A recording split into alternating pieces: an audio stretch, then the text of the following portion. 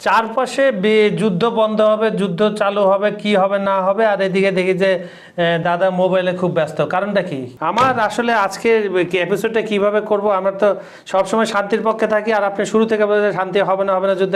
আপনার আপনার আপনি কি তথ্যগুলো পাঠিয়ে দেন নাকি রাশিয়া টাশিয়া নাকি এপিসোডের লিংক পাঠায়? এইটা হতে পারে। তো বলেন তো, এই হঠাৎ করে সরে গেল কেন, বা আসলে ঘটনাটা কি, কোন দিকে যাচ্ছে, কি মোড় নিচ্ছে একটু বলেন। যে কাজটা ইউরোপ শুরু করেছিল সেই কাজটা রাশিয়া শেষ করলো এতদিন। যেহেতু বিষয়টা হচ্ছে যে যুক্তরাজ্য, জার্মানি, ফ্রান্স, তারা তো অনেক বড় বড় নেতা, তারা এতদিন বলে আসছিল যে রাশিয়া কিন্তু হামলা করে দিব। হ্যাঁ, চুক্তিটা থাকলে তো আর হামলা করতে পারবে না, এর জন্য চুক্তিটা উড়াই দিছে। ঠিক আছে, এবার হামলা করা মানে ও রাস্তাটা আর একটু ওপেন করে দিছে, কাম এইবার হামলা করো, এরপর বাকিটা দেখতেছি। এখন যেটা হচ্ছে কি, হ্যাঁ, পুতিন হচ্ছে কি অর্সেনিক ক্ষেপণাস্ত্র মোতায়েন করছে বেলারুশে। খুব ভালো, I am happy for that. থাকুক হ্যাঁ, যে ওটার সাথে পারমাণবিক ওয়ারহেড 2-4টা লাগায় রাখেন, কারণ আমি তো আপনার অন্যতম উপদেষ্টা। তো যেটা হচ্ছে কি, ওয়ারহেড 2-4টা লাগায় রাখেন, কারণ হচ্ছে কি যে দিক দিয়ে মারবেন ওই দিক দিয়ে শেষ করে দিবেন, ওই কিছু থাকার দরকার নেই। থাকলে এরা ফ্যাসার বেশি আগে খাইবেন হচ্ছে যেগুলো হচ্ছে যে ওই যে শয়তানগুলারে। এখন আমি আমার পিঠ বাঁচাবো না, আমি কি আমার দেশ ধ্বংস করে দিব? কখনোই না। যেটা হচ্ছে ঠিক আছে, কিন্তু যেটা হচ্ছে কি ন্যাটোর উচ্চাকাঙ্ক্ষা, এবং যেটা হচ্ছে যে হ্যাঁ ইউক্রেনকে দিয়ে সে স্বার্থটা উদ্ধার করে। এইটা হচ্ছে যে নেটো করছে, বিষয়টা এরকম না। এইটা হচ্ছে ইউরোপীয় নেতারা করছে, পশ্চিমা নেতারা কি করছে, যে ইউক্রেনকে ব্যবহার করছে, আপনি ব্যবহার করেছে। জাস্ট খোলাখুলি বলে দেন, কোনো সমস্যা নাই। এই যে এখন রাশিয়া বলছে যে রাশিয়ার সম্পদ চুরি করেছে, কথা তো সত্য, হাত তো দিতে পারে না, হাত তো জ্বলে গেছে। মার্কিন প্রেসিডেন্টই বলে দিয়েছে হাত দেওয়া যাবে না। এইবার তুমি বুঝো তুমি কার সাথে কি পরে নিজেদের পকেট থেকে কিছু টাকা দিয়েছে। আপনি যদি সত্য কথা বলতে চান, ট্রাম্প কিন্তু যুদ্ধ থামাতে চাইছে। অবশ্যই। কারণটা হচ্ছে কি, সে আমার লোক না, আমি তার ফ্যান। ট্রাম্প কাকু যেটু যাই বলে, ট্রাম্প যুদ্ধটা থামাতে চাইছিল, উইলিংলি থামাতে চাইছিল। কেন যুদ্ধটা থামাতে চাইছিল, এর অনেকগুলো কারণ আছে। যদি আমি আপনাকে পজিটিভ কয়েকটা বলেন, নেগেটিভ বলেন। হচ্ছে হ্যাঁ, যে এই যে যুদ্ধের যে ঝুঁকিগুলো বাড়তেছে, এই যুদ্ধটা যদি ছড়ায় না যায়, ট্রাম্পের প্রধান টার্গেট ছিল যে এই যুদ্ধটা যাতে ইউক্রেনেই শেষ হয়, ইউক্রেনেই শেষ হয়। কিন্তু আলটিমেটলি এটা কিন্তু ইউক্রেনে থাকলো না। এই যে ট্রিটিগুলো, 3টা ট্রিটি বন্ধ থেকে রাশিয়া তাকে উইথড্র করে নিল, এর মানেটা কি দাঁড়ালো? নিরাপত্তা ঝুঁকি তো বাড়বে ইউরোপে। ট্রাম্প তো হচ্ছে নেটোতে আর বাজেট দিবে না 2027-এ, এমনকি সে গুটায় আনতে পারে সবকিছু, সে তো বাজেট দিবে না, তাই তো? সেটাই বলছে না, সেটাই বলছে তাদের। এখন যে এই যে চুক্তি থেকে রাশিয়া বের হয়ে গেল, এখন নেটোর যে সামরিক ব্যয়, এই ব্যয় কি বাড়বে না? অনেক বাড়বে, কয়েক গুণ বাড়বে। হ্যাঁ, কয়েক। এখন কি করবে তারা? এখন তো ওদেরও বাইরে আইতে হইব। হ্যাঁ, এই যে দেখেন, এই জায়গাটাতেই আসি, যে এই যে রাশিয়া এই জিনিসটাই চাইছে, এইটাই যে নেটোভুক্ত দেশগুলো নিজেদের মধ্যে হ্যাঁ অবিশ্বাসের বাজনাটা বাজুক। অবিশ্বাসের বাজনা, ভালোই বলছেন। ঠিক আছে, কারণ হচ্ছে কি, হ্যাঁ, যে আপনার জিডিপির 10% দেওয়ার ক্ষমতা আছে নেটোরে, আমার তো ভাই 2% দেওয়ার ক্ষমতা নাই। আপনি আমার কাছে দাবি করেন 10%, তাহলে হাউ ইট পসিবল? আগে তো আমার নিজের দেশ। সুপ্রিয় দর্শক, বিশেষ সংযোগে আপনাদের স্বাগতম। কেমন আছেন আপনারা? নিশ্চয়ই ভালো, আমরাও ভালো আছি। আমাদের ভিডিওগুলো লাইক, কমেন্ট আর শেয়ার করবেন, কিন্তু কখন পুরোপুরি দেখে আরও ছড়িয়ে দিন। আর বিজ্ঞাপন ও প্রমোশনের জন্য ডেসক্রিপশনের নাম্বারে যোগাযোগ করতে পারেন। আজকে আপনাদের সঙ্গে রয়েছে আমি কাজল হায়দার, আমার সঙ্গে রয়েছেন সিনিয়র সাংবাদিক বিশ্বজিৎ দত্ত ভৌমিক।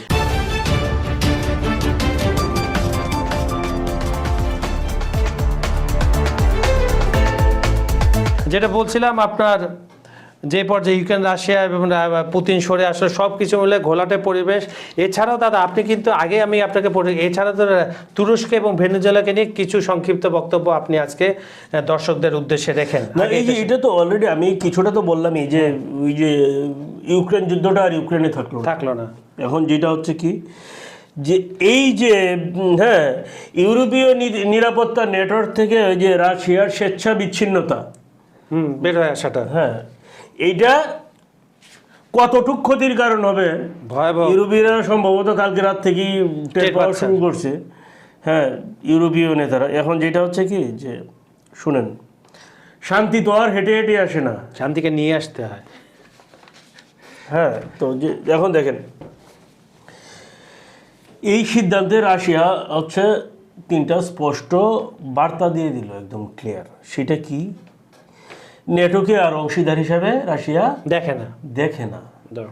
ফলে যেটা হচ্ছে কি হ্যাঁ ভবিষ্যৎ নিরাপত্তা ভাবনা এখন ইউরোপের পরিবর্তে হচ্ছে রাশিয়া কাকে গুরুত্ব দেয়? চীন, ইরান, গ্লোবাল সাউথ, হ্যাঁ এইগুলোকে গুরুত্ব দেয়। ফলে যেটা হচ্ছে কি যে হ্যাঁ সেই আগুন এখনো জ্বলছে, ভবিষ্যতেও জ্বলবে, অর্থাৎ সংঘাত দীর্ঘমেয়াদী হবে। ঠিক আছে। ফলে এখন বুঝেন আপনারা কি করবেন। এখন দেখেন ইউরোপের হ্যাঁ বিহাইন্ড দ্য সিন ইউরোপের জন্য এই টিটিগুলো থেকে সরে আসায় কি হবে? অবভিয়াসলি প্রথমে নিরাপত্তা ঝুঁকিতে পড়বে না। ডেফিনেটলি নিরাপত্তা ঝুঁকিতে পড়বে, ঝুঁকিতে তো পড়বেই, সাথে সামরিক ব্যয়ও বাড়বে, দুইটাই।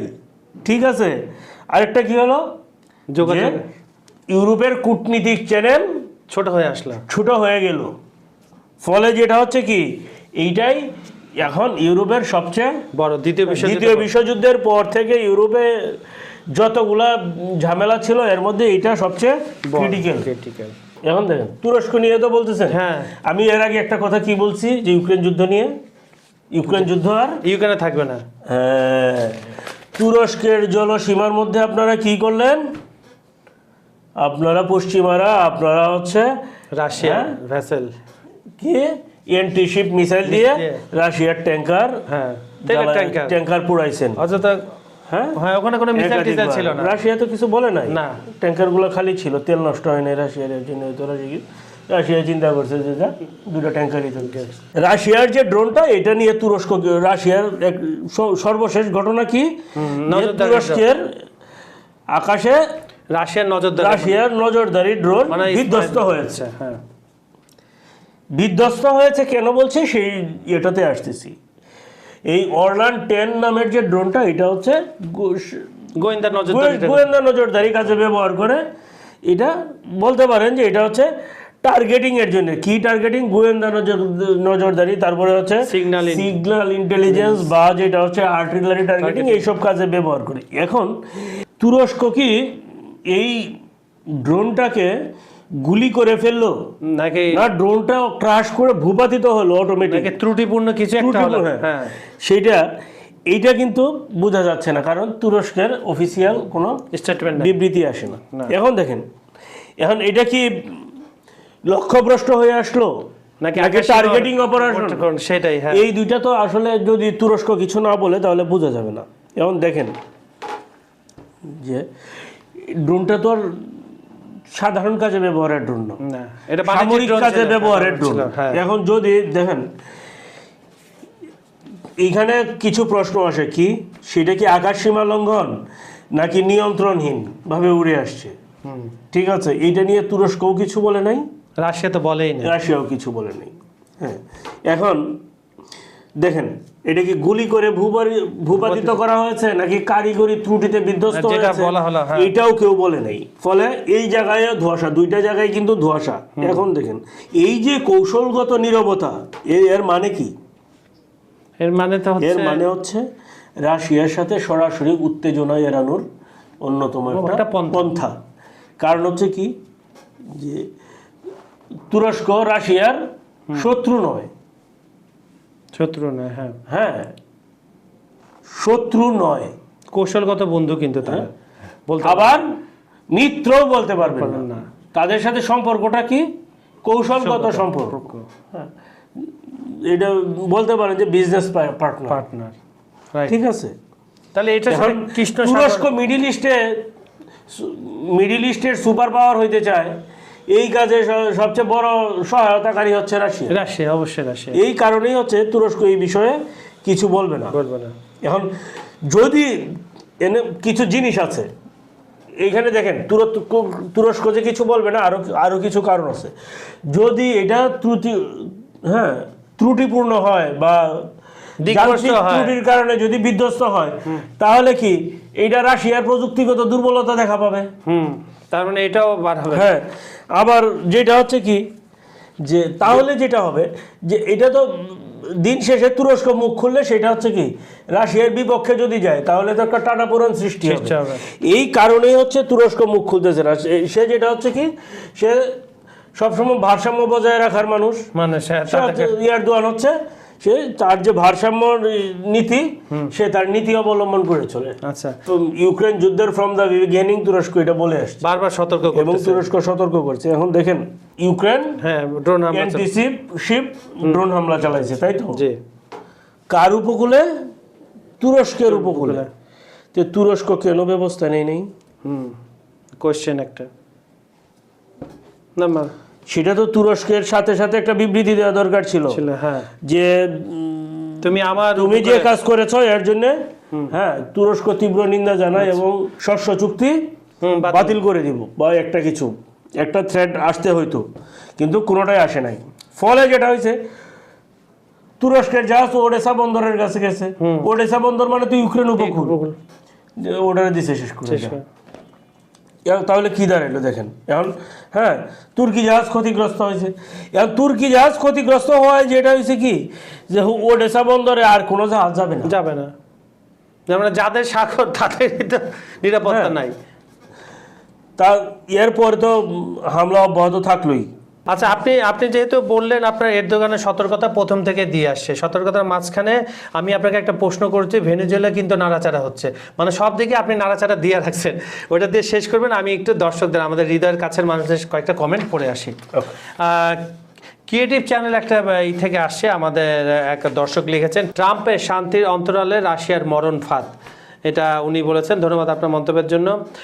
অরেঞ্জ ডেক একটা আইডি থেকে দর্শক লিখছেন, মিস্টার জেলেনস্কি বাস্তবতা অনেক আগেই বুঝেছেন, কিন্তু এখন তার কিছু করার নেই। ইউরোপ যেহেতু যুদ্ধ থামাতে চাচ্ছে না, এখানে জেলেনস্কি পালিয়ে যাওয়ার কোনো পথ নেই, আর যুদ্ধ থামলে তাকে কারাবরণ করতে হতে পারে, অর্থাৎ তার সকল পথ বন্ধ। তার সকল পথ সে নিজেই বন্ধ করে। সকল পথ বন্ধ। এখন এইটুকু তো আপনি বলছেন, এখন যদি ইউক্রেনের সেনারা যদি গুলি করে মেরে ফেলে, তখন এটা তো কোনো নাই, গ্যারান্টি নাই। আচ্ছা, কমিটি না। মিহির চক্রবর্তী বলছেন, ইউ ইউক্রেনকে $110 বিলিয়ন সহায়তা দেওয়ার ঘোষণা করেছে, কারণ হচ্ছে তারা যুদ্ধ চালিয়ে নিতে টুকটাক কিছু দেওয়া যায়, মানে মার্কেটে যাও কিছু তুমি কিনো ছোটোখাটো জিনিসপত্র, এটাতে যুদ্ধ চালিয়ে যায়। হাস্যকর এটা আসলে। আর ইরা এক আইডি থেকে একজন কমেন্ট করেছেন, তুরস্ক মুসলিম বিশ্বের গর্ব, আপনাদের আলোচনা তথ্য নির্ভর। আমরা যে তুরস্ক নিয়ে যেটা করেছিলাম 16 তারিখে, সম্ভবত 16 তারিখে, রাইট। ধন্যবাদ আপনাদের।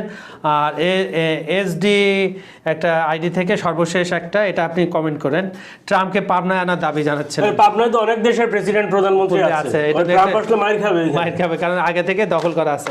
তো দাদা, আমরা অনুষ্ঠানটা শেষ করতে হবে। আপনি তো তুরস্ক থেকে আপনার যে তরিটা নিয়ে যান একটু ভেনেজুয়েলা আবার একটু নাড়াচাড়া হয়েছে। কি হয়েছে বলুন তো? ভেনেজুয়েলা তো ট্যাঙ্কার আবার একটা নতুন করে জব্দ করেছে যুক্তরাষ্ট্র।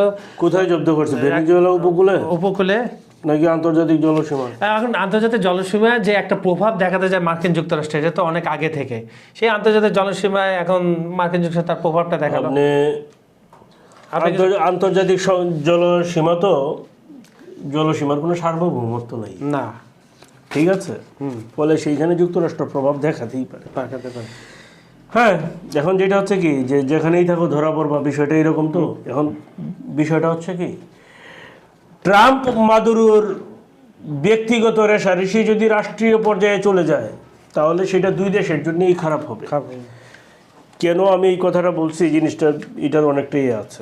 আন্তর্জাতিক জলসীমায় আপনি ট্যাঙ্কার যে জব্দ করেন,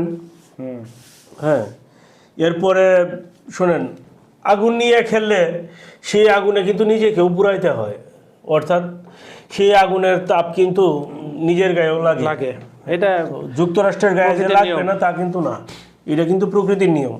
তাহলে দেখেন, এই যে এটা হচ্ছে কি তেল চুরি করার কৌশলটাকে মাদকে আখ্যায়িত করে, যেটা হচ্ছে বৈধতা তৈরির একটা কৌশল।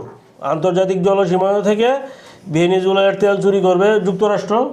এই তেল চুরি যাতে বৈধতা দেওয়া যায় এর জন্য এর সাথে মাদক জড়ায় দিয়েছে। কিন্তু বাস্তবতা হচ্ছে কি, যে এই যে ট্যাঙ্কার, তেলের আড়ালে মাদক পাচার বা জাতীয় নিরাপত্তার হুমকি, এই জিনিস এইগুলো হচ্ছে নেগেটিভ। হ্যাঁ, এইসব নেগেটিভ তৈরি করা। কিন্তু যেটা হচ্ছে কি, এই যে এত মাদক জব্দ করছে, এত মাদক করছে, জাহাজ রেড দিয়ে একদম ফিল্মি স্টাইলে রেড দিয়েছে, কোনো জাহাজে কি পেয়েছে তা কি কেউ বলেছে? যুক্তরাষ্ট্র কি বলেছে? অন্য দেশ যুক্তরাষ্ট্রকে কি কেউ জানতে চেয়েছে যুক্তরাষ্ট্রের কাছে, রাশিয়া ছাড়া? কারণ যুক্তরাষ্ট্র যেটা করে ঠিক করে, আমার ট্রাম্পও কখনো বেশি কাজ করে। হ্যাঁ, দ্যাট ইজ দ্য ফ্যাক্ট, যে যেটা করে ঠিক করে এটা যুক্তরাষ্ট্র মনে করে। কার জন্য ঠিক করে? হ্যাঁ, নিজের জন্য চুরি যায়, অন্যের জন্য না। তাই নিজের দেশের এখন নাগরিক দেখেন, মানুষ না। হ্যাঁ হ্যাঁ, এখন দেখেন যে 2017 সন থেকে হচ্ছে ট্রাম্প যখন প্রথমবার ক্ষমতা আসে তখন থেকেই ট্রাম্প মাদুরোর বিরোধ। এই বিরোধটাকে, হ্যাঁ, কারণ হচ্ছে কি, মাদুরোকে হচ্ছে ট্রাম্প অবৈধ নেতা বলছে বা সমাজতন্ত্রকে হচ্ছে যুক্তরাষ্ট্র থ্রেড হিসাবে দেখে। রাশিয়া চীন ব্লকের অংশ, এইসব কারণে আমাদের এই যে রেজিম প্রেশার। এখন না, আপনার বান্ধবীতে বলছে রেজিম প্রেশার আর নাই, তুলসী কি বাট না, নাই তো বলছে ট্রাম্পও, কিন্তু কাহিনী কি, বাস্তবতা কি? বাস্তবে ছোট ছোট আছে, একবারে তো আপনি নিতে পারবেন না। এখন দেখেন যে রাশিয়া কি বলছে, রাশিয়া মাদুরোকে বলছে ভেনেজুয়েলার পাশে রাশিয়া আছে। এই তো, আর কি কিছু বলছে? না, আর চীনও কিন্তু বলছে, গত পরশুদিন পররাষ্ট্র মন্ত্রণালয়ের একজন মুখপাত্র বলছে যে ভেনেজুয়েলার পাশে চীন আছে। আছে তো, হ্যাঁ, কিন্তু বাস্তব কোনো কার্যক্রম দেখছেন? না, দেখেন নাই? না। জাপান সাগরে দেখেন নাই? জাপান বাড়ি দিয়ে দিছে। ওটাতে তল এই দিয়ে যে দিছে। আপনার ওটাতে তল দিয়ে দিছে। ইউরোপের 3 নিরাপত্তা চুক্তি বাতিল করে দিছে রাশিয়া। ওটা তো বলছে। এইগুলো তো একটার পিছনে আরেকটা, হ্যাঁ, এইগুলো একটার সাথে আরেকটা যুগসূত্র আছে প্রত্যেক। আচ্ছা, একটার সাথে তার মানে হচ্ছে কি, যুদ্ধটা কিন্তু ছড়ায় গেল। এখন হ্যাঁ, আন্তর্জাতিক জলদস্যুতার অভিযোগ যদি আপনি ভেনেজুয়েলা এখন যুক্তরাষ্ট্রের এগেইনস্টে তুলে, হ্যাঁ, এটা ভেনেজুয়েলা এটা প্রমাণ করতে পারবে। প্রমাণ করলে কোনো লাভ নাই, কারণ এটা মার্কিন যুক্তরাষ্ট্র। সুপ্রিয় দর্শক, বিশ্ব সংযোগে আজকের অনুষ্ঠানটা আপনাদের কেমন লাগলো শুধু জানালে হবে না, কিন্তু আমাদের ভিডিওগুলো সম্পূর্ণ দেখেন, লাইক কমেন্ট এবং শেয়ার করে ছাড়িয়ে দেন। যদি আপনারা প্রচুর শেয়ার না করেন, আমাদের কিন্তু অনুষ্ঠান কমিয়ে দিতে আমরা বাধ্য হব। তাই এত সুন্দর একটা অনুষ্ঠান, আপনাদের জন্য অনুষ্ঠান, শুধুমাত্র আপনাদের জন্য এই অনুষ্ঠানটা আপনারা যদি জিয়ে রাখতে চান, বেশি বেশি করে লাইক কমেন্ট ও শেয়ার করেন। আর ডেসক্রিপশনে দেওয়া নাম্বারে যোগাযোগ করতে পারেন, কেন যদি প্রমোশন বা বিজ্ঞাপন আপনারা দিতে চান। তাই চাই আপনারা আমাদের হৃদয়ের মানুষ, আপনারা সঙ্গে থাকুন। আর বাঙালি কমিউনিটি, ভাষাভাষী যারা দেশের বাইরে আছেন, এটা আরও বেশি করে ছড়িয়ে দিন, কারণ এখানে তথ্য আছে, এখানে মজার জিও পলিটিক্স আছে, সবচেয়ে বড় কথা এর সাথে আমার সাথে বিশ্বদা আছে এবং আরও অনেকেই আছে। তো ধন্যবাদ সবাইকে, ভালো থাকবেন, সুস্থ থাকবেন, নিরাপদে থাকবেন।